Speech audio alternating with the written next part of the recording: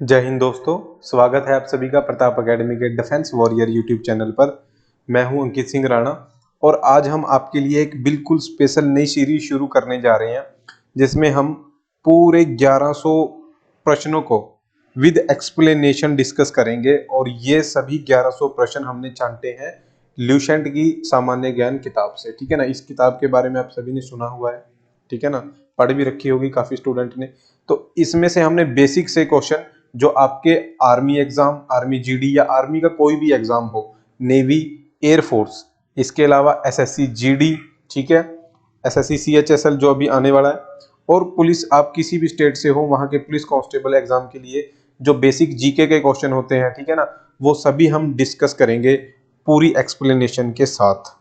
जब हम एक प्रश्न को डिस्कस करेंगे उसके साथ में हम 5 से 7 प्रश्न और एक्स्ट्रा डिस्कस करेंगे। यानी कि जब हम पूरे ये सीरीज हम पूरी कंप्लीट कर लेंगे 1100 प्रश्नों की, तब आपके पास लगभग 7000 जीके के प्रश्न होंगे। और ये 7000 जीके के प्रश्न आपकी जीके को इतना मजबूत कर देंगे कि आपका army, navy, air force, SSC GD वगैरह का कोई भी एग्जाम हो, उसमें आप अपनी जीके का जो स्कोर है उसको काफी अच्छा कर पाओगे। ठीक है ना, तो पूरी एक्सप्लेनेशन के साथ हम ये वीडियो करेंगे और आपने भी पूरी डिटेल के साथ इस वीडियो को देखना है और जो भी इंफॉर्मेशन आपको बताई जाएगी वो आपने नोट करनी है और पीडीएफ भी आपको इसकी मिल जाएगी। ठीक है ना, कोई दिक्कत वाली बात नहीं है, आपको पीडीएफ भी मिल जाएगी। तो चलिए हम इसको शुरू करते हैं फिर। और ये जो प्रश्न हमने डिस्कस करने हैं वो मैं आपको इस फॉर्मेट में दूंगा कि आपको सीधा प्रश्न और सीधा फिर साथ में उसका आंसर मिलेगा। ठीक है, यहाँ पे आपको 4 ऑप्शन नहीं, तो मैंने सोचा है कि आपको ऐसे जल्दी याद हो जाएगा। ठीक है ना, तो हम ये प्रश्न है आपका और ये साइड में आपका उत्तर है। ठीक है ना, तो इसको हम डिस्कस करेंगे। बाकी आपको पीडीएफ चाहिए, इसकी पूरी कंप्लीट एक साथ ही मिल जाएगी। 1100 प्रश्नों की ये कंप्लीट पीडीएफ आपको मिल जाएगी। आपने कुछ नहीं, बस आपने व्हाट्सएप करना है इस नंबर पे जय हिंद लिख के। ठीक है ना, जय हिंद लिख के आपने हमें व्हाट्सएप कर देना है और हम आपको ये पीडीएफ है जो जल्दी से जल्दी प्रोवाइड करवा देंगे। फिर आपने उसके बाद अपनी जो एक्स्ट्रा इन्फॉर्मेशन जो हम बताएंगे वो आप चाहते हो तो यहीं पे लिख लेना है साथ में, या फिर एक अलग से नोटबुक लगा लेनी है, उसमें आपने नोट कर लेना है। ठीक है, तो पहला प्रश्न क्या है? पहला प्रश्न है 1939 में कांग्रेस को छोड़ने के बाद सुभाष चंद्र बोस ने किस दल की स्थापना की थी? तो ये प्रश्न है कि सुभाष चंद्र बोस ने जब कांग्रेस पार्टी को छोड़ा 1939 में, तब उन्होंने अपनी एक नई पार्टी बनाई, एक नया दल बनाया जिसका नाम उन्होंने रखा फॉरवर्ड ब्लॉक। ठीक है, अब इससे रिलेटेड और क्या क्या चीज हम याद रख सकते हैं? सबसे पहली बात, सुभाष चंद्र बोस की जयंती पूछी जाती है, कब मनाई जाती है? 23 जनवरी को हर साल हम मनाते हैं। ठीक है ना, ये आपने याद रखना है, सुपर इंपॉर्टेंट है। ठीक है, 23 जनवरी को हर साल हम सुभाष चंद्र बोस जी की जयंती मनाते हैं पराक्रम दिवस के रूप में। ठीक है, पराक्रम दिवस के रूप में हम मनाते हैं। सुभाष चंद्र बोस जी का जन्म कहाँ पे हुआ था? ये भी क्वेश्चन काफी बार पूछा जा चुका है। तो इनका जन्म हुआ था कटक, और कटक कहाँ पे है? उड़ीसा में है। ये भी आपने याद रखना है। इसके अलावा सुभाष चंद्र बोस एयरपोर्ट कहाँ पे है? सुभाष चंद्र जी के नाम पे एक एयरपोर्ट है, सुभाष चंद्र बोस इंटरनेशनल एयरपोर्ट। ये आपको कहाँ मिलेगा? ये आपको बंगाल के कोलकाता में मिलेगा। ये आपने याद रखना है। ठीक है, सुभाष चंद्र बोस जी ने नारे भी दिए थे काफी, तो वो आप इन नारे याद रख सकते हो, जैसे जय हिंद का नारा दिया इन्होंने। ठीक है, जय हिंद। और सुभाष चंद्र बोस जी ने चलो दिल्ली का नारा दिया, चलो दिल्ली। और इसके अलावा तुम मुझे खून दो मैं तुम्हें आजादी दूंगा। ये तीनों नारे किसने दिए? सुभाष चंद्र बोस ने। सुभाष चंद्र बोस जी ने एक बुक भी लिखी थी, ये भी आपने याद रखना है, इंडियन स्ट्रगल। इंडियन स्ट्रगल भी बुक सुभाष चंद्र बोस जी ने ही लिखी थी। ठीक है ना, ये क्वेश्चन काफी पूछा जाता है कि इंडियन इंडियन स्ट्रगल बुक किसने लिखी थी। ठीक है ना, ये क्वेश्चन भी काफी आता है एग्जाम में। नेक्स्ट प्रश्न आपका, पंजाब केसरी किसे कहा जाता है? तो पंजाब केसरी किसे कहा जाता है? लाला लाजपत राय को। इसके अलावा इन्हें शेरे पंजाब भी कहा जाता है, शेरे पंजाब। ठीक है, और लाला लाजपत राय ने भी एक बुक लिखी थी, ये भी बुक काफी पूछी जाती है, अनहैप्पी इंडिया। अनहैप्पी इंडिया, ये बुक भी लाला लाजपत राय ने लिखी थी, ये पूछा जाता है एग्जाम में, आपने याद रखना है। ठीक है। और शेरे पंजाब किसे कहा जाता है? लाला लाजपत राय को। और अगर ऑप्शन में लाला लाजपत राय ना हो, अगर आपसे पूछा गया शेरे पंजाब, तो शेरे पंजाब हम महाराजा रणजीत सिंह को भी बोलते हैं, ये भी आपने याद रखना है, ठीक है। और लाला लाजपत राय जी से रिलेटेड आप एक पॉइंट याद रख सकते हो, लाला लाजपत राय जी साइमन कमीशन का विरोध कर रहे थे, और विरोध करते टाइम उनके ऊपर जो लाठी चार्ज किया अंग्रेजों ने, तो तब इनकी मृत्यु हो गई थी, ठीक है ना। और इनकी मृत्यु का बदला फिर किसने लिया? भगत सिंह ने लिया था, सांड्रस की हत्या करने के बाद, ठीक है ना। मतलब सांड्रस की हत्या करके भगत सिंह ने लाला लाजपत राय जी की मौत का बदला लिया था, ठीक है। और पंजाब के बारे में आप एक कुछ पॉइंट भी याद रख सकते हो, जैसे पंजाब की राजधानी चंडीगढ़ है, आप सभी को पता है, ठीक है। और पंजाब का सीएम कौन है? ये भी आप याद रख सकते हो, भगवंत मान, ठीक है ना। एट प्रेजेंट अभी तो भगवंत मान है, ठीक है जी, ये आपने याद रखना है। उसके बाद नेक्स्ट क्वेश्चन देखो, सांड्रस की हत्या किसने की? तो भगत सिंह ने की है, ठीक है। क्यों की है?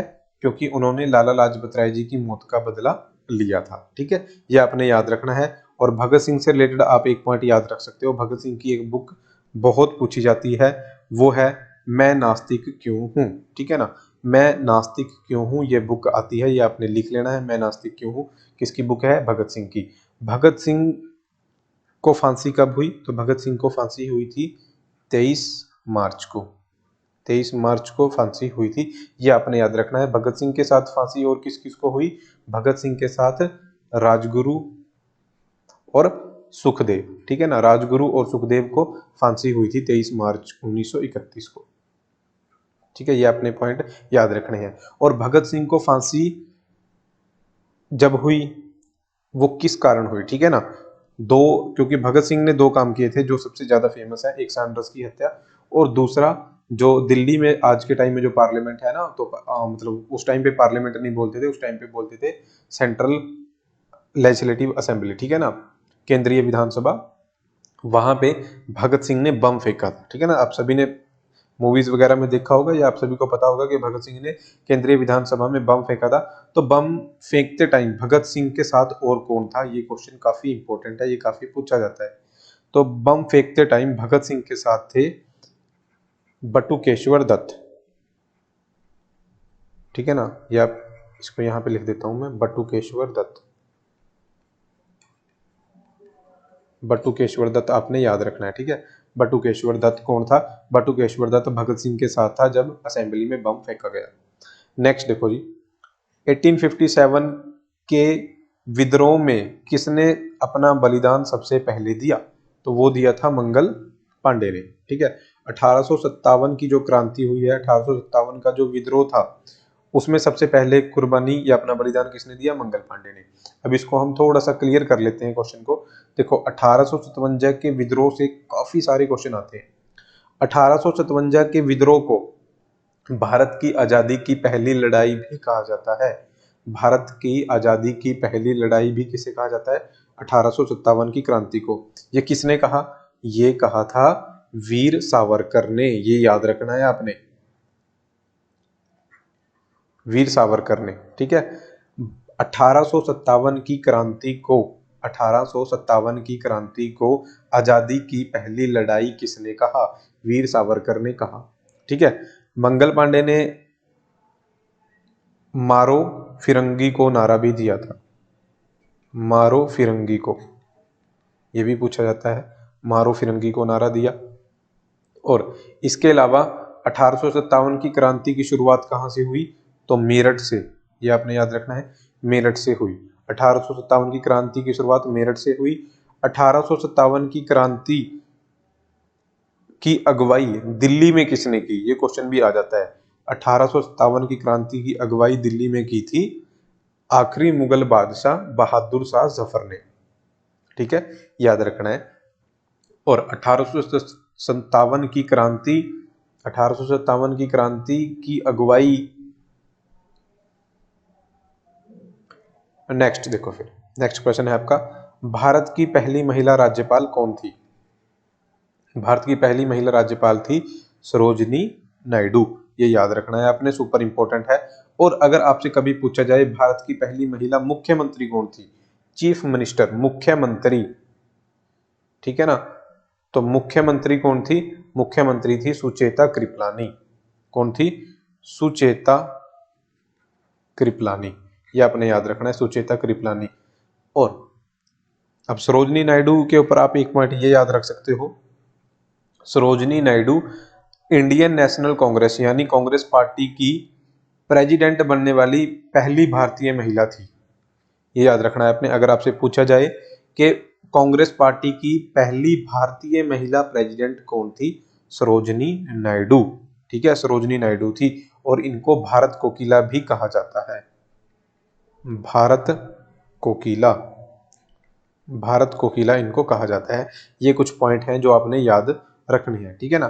तो भारत की पहली महिला राज्यपाल सरोजनी नायडू, भारत की पहली महिला मुख्यमंत्री सुचेता कृपलानी, और भारत की पहली प्रधानमंत्री वो इंदिरा गांधी हो जाएगी, ठीक है ना। भारत की पहली प्रधानमंत्री इंदिरा गांधी, महिला प्रधानमंत्री। और भारत की पहली महिला जज वो थी फातिमा बीवी। कौन थी? फातिमा बीवी। नेक्स्ट देखो जी, माउंट एवरेस्ट पर 2 बार चढ़ने वाली पहली महिला कौन थी? तो माउंट एवरेस्ट पर 2 बार चढ़ने वाली पहली महिला थी संतोष यादव। कौन थी? संतोष यादव। ये 2 बार चढ़ने वाली थी। और माउंट एवरेस्ट पर पहली बार चढ़ने वाली पहली भारतीय महिला, मतलब माउंट एवरेस्ट पर चढ़ने वाली पहली भारतीय महिला कौन थी? तो वो थी बिछेंद्री पाल। बिछेंद्री पाल, ये आपने याद रखना है। बिछेंद्री पाल पहली भारतीय महिला थी जो एवरेस्ट पर चढ़ी। और पूरे विश्व की पहली महिला कौन सी थी जो 2 बार माउंट एवरेस्ट पर चढ़ी? वो थी संतोष यादव। ठीक है, माउंट एवरेस्ट की ऊंचाई आप सभी को पता है कितनी है? 8,848.86 मीटर। ठीक है ना, ये पूरा याद रखना है आपने। इसके अलावा माउंट एवरेस्ट कहाँ पे है? नेपाल और चाइना में। ठीक है, नेपाल में माउंट एवरेस्ट को क्या कहा जाता है? तो नेपाल में माउंट एवरेस्ट को बोला जाता है सागर माथा। याद रखना है आपने, सागर माथा किस पहाड़ का नाम है? माउंट एवरेस्ट का। ठीक है, ये अपने कुछ पॉइंट है जो याद रखने हैं। और नेक्स्ट देखो फिर, ब्रह्म समाज की स्थापना किसके द्वारा की गई? तो ब्रह्म समाज की स्थापना की गई थी राजा राम मोहन रॉय के द्वारा। ब्रह्म समाज की स्थापना किसके द्वारा की गई? राजा राम मोहन रॉय के द्वारा। तो ये देख लेते हैं कुछ प्रश्न। राजा राम मोहन रॉय ने एक सभा और बनाई थी, एक समाज और था जिसको हम बोलते हैं आत्मीय सभा। तो वो भी आप याद रख सकते हो, आत्मीय सभा। तो अगर आपसे आत्मीय सभा पूछा जाए या ब्रह्म समाज पूछा जाए तो वो कौन होंगे? राजा राम मोहन रॉय। इनका नाम सिर्फ था राम मोहन रॉय। इनको राजा की उपाधि किसने दी? ये भी क्वेश्चन आ जाता है। राजा की उपाधि दी थी अकबर ने, अकबर दूसरा। ये अकबर वो अकबर नहीं है जो हम अकबर बिरबल वाला देख रहे हैं, ठीक है ना। ये मुगलों का ही एक और राजा था जो अकबर के काफी सालों के बाद हुआ, उसको हम अकबर दूसरा बोलते हैं। तो इस अकबर दूसरे ने राजा राम मोहन रॉय को राजा की उपाधि दी थी, ठीक है ना। ये आप सभी ने याद रखना है। और राजा राम मोहन रॉय को भारतीय पुनर्जागरण का पिता भी बोला जाता है, या भारतीय पुनर्जागरण का जनक, ठीक है ना। भारतीय पुनर्जागरण का जनक किसे कहा जाता है? राजा राम मोहन रॉय को कहा जाता है।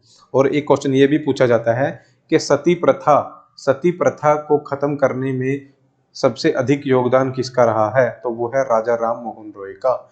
इनकी ही कोशिशों के कारण अंग्रेजों ने 1829 में, अंग्रेजों ने 1829 में सती प्रथा पे रोक लगा दी थी, ठीक है ना। कौन सा अंग्रेज गवर्नर था उस टाइम में? विलियम बेंटिक, ठीक है ना। विलियम बेंटिक ने 1829 में राजा राम मोहन रॉय की कोशिशों के बाद सती प्रथा पे रोक लगा दी थी। ये आप सभी ने याद रखना है, सुपर सुपर इंपॉर्टेंट है। नेक्स्ट, स्वामी दयानंद सरस्वती का मूल नाम क्या था?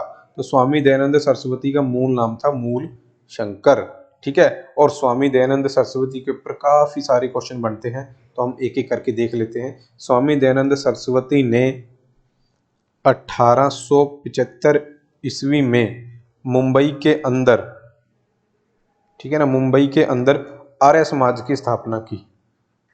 आर्य समाज की स्थापना की स्वामी दयानंद सरस्वती ने, ठीक है जी। आर्य समाज की स्थापना की, ये आपने याद रखना, ये डायरेक्ट पेपर में क्वेश्चन पूछा जाता है। और इन्होंने एक नारा दिया, वेदों की ओर लौटो, ये आप यहाँ पे देख सकते हो। एक बुक इन्होंने लिखी है सत्यार्थ प्रकाश, काफी इंपॉर्टेंट है, काफी बार एग्जाम्स में पूछी गई है। सत्यार्थ प्रकाश, सत्यार्थ प्रकाश, ये स्वामी दयानंद सरस्वती ने किताब लिखी है। वेदों की ओर लौटो का नारा भी इन्होंने दिया था। और स्वामी दयानंद सरस्वती को भारत का मार्टिन लूथर भी कहा जाता है, भारत का मार्टिन लूथर, ठीक है ना, ये याद रखना है, मार्टिन लूथर कहा जाता है भारत का, ये आपने याद रखना है, स्वामी दयानंद सरस्वती को ही कहा जाता है। और इन्होंने घर वापसी या फिर शुद्धि आंदोलन भी चलाया, तो ये भी पूछा जाता है, शुद्धि आंदोलन कब चलाया, किसने चलाया, तो शुद्धि आंदोलन स्वामी दयानंद सरस्वती ने चलाया था। ये शुद्धि आंदोलन क्या था, शुद्धि आंदोलन था जो हिंदू धर्म को छोड़कर कोई जो मुस्लिम बन गया या क्रिश्चियन बन गया, तो ये उनकी घर वापसी करवाते थे, और जो मुस्लिम बन चुके हैं और जो क्रिश्चियन बन चुके हैं उनको वापस से हिंदू धर्म में शामिल करवाते थे। इसी को इन्होंने शुद्धि आंदोलन या शुद्धि मूवमेंट कहा है, ठीक है ना। तो स्वामी दयानंद सरस्वती ने एक बुक लिखी है, ये याद रखना है। आर्य समाज बनाया, कब बनाया, 1875 में। कहाँ पे बनाया, मुंबई में बनाया, ठीक है ना। और नारा दिया, वेदों की ओर लौटो, ठीक है। ये सारा कुछ आपने याद रखना है। नेक्स्ट देखो, रामकृष्ण मिशन की स्थापना किसने की। रामकृष्ण मिशन की स्थापना की स्वामी विवेकानंद ने, ठीक है ना। स्वामी विवेकानंद जी ने रामकृष्ण मिशन की स्थापना की। यह रामकृष्ण मिशन किसके नाम पे इन्होंने रखा, क्योंकि स्वामी विवेकानंद जी के गुरु थे रामकृष्ण, ठीक है ना। स्वामी विवेकानंद जी के गुरु का नाम था स्वामी रामकृष्ण, ठीक है ना, उन्हीं के नाम पे इन्होंने इसकी स्थापना की। स्वामी विवेकानंद जी का जो जन्मदिन है वो हम हर वर्ष 12 जनवरी को मनाते हैं, राष्ट्रीय युवा दिवस के रूप में, युवा दिवस, ठीक है ना। तो अगर आपसे पूछा जाए युवा दिवस कब मनाया जाता है, तो युवा दिवस हम मनाते हैं कब, 12 जनवरी को। 12 जनवरी को मनाते हैं हर साल, क्योंकि इस दिन स्वामी विवेकानंद जी का जन्मदिन होता है, ठीक है ना। और स्वामी विवेकानंद जी ने भारत को 1893 में अमेरिका में हुए विश्व धर्म सम्मेलन में भारत को रिप्रेजेंट किया था, ठीक है ना। अगर आपसे पूछा जाए कि अमेरिका के शिकागो में विश्व धर्म सम्मेलन में भारत की तरफ से किसने भाग लिया, तो वो लिया था स्वामी विवेकानंद ने। सुपर इंपॉर्टेंट है, ठीक है ना। और स्वामी विवेकानंद जी के बारे में आप एक दो पॉइंट और याद रख सकते हो, जैसे मैं यहाँ पे थोड़ा सा स्पेस बना दूं, ठीक है ना। स्वामी विवेकानंद जी के बारे में आप ये पॉइंट याद रख सकते हो कि स्वामी विवेकानंद जी ने बेलूर मठ की स्थापना की थी, ठीक है ना। किसकी, बेलूर मठ, ये मैं लिख देता हूँ यहाँ पे, ये क्वेश्चन भी काफी ज्यादा बार पूछा जाता है। बेलूर मठ, बेलूर मठ कहाँ पे है, पश्चिम बंगाल में। बेलूर मठ किसने बनाया, स्वामी विवेकानंद ने, ठीक है ना। तो ये 10 प्रश्न हमने आज डिस्कस किए हैं, और 10 के साथ भी हमने काफी सारे प्रश्न डिस्कस किए हैं। आपने कमेंट करके ये बताना है कि आपको ये तरीका ठीक लगा है क्वेश्चन डिस्कस करने का। अगर ये तरीका सही है तो ये हम इसको कंटिन्यू रखते हैं। अदरवाइज अगर आप चाहते हैं कि हम इसको एमसीक्यू के रूप में लेके आए, तो उसमें थोड़ा टाइम लग जाएगा, बट ये है कि हम उसको भी करवा देंगे आपको, ठीक है ना। मतलब ये आपके रिस्पॉन्स के ऊपर डिपेंड है, आपको वीडियो कैसी लगी है, आपने अपना रिस्पॉन्स देना है, फिर हम उसी हिसाब से इस सीरीज को कंटिन्यू करेंगे, ठीक है जी। तो वैसे तो अभी हमने टाइप कर रखे हैं, जैसे आगे हैं ये, तो ऐसे करके हम सारे क्वेश्चन को जो डिस्कस कर लेंगे। डेली आपको एक वीडियो मिल जाया करेगी, बस आपने क्या है अपना रिस्पॉन्स बताना है, आपको ये कैसी लगी है वीडियो, ठीक है जी। थैंक यू, जय हिंद, वंदे मातरम।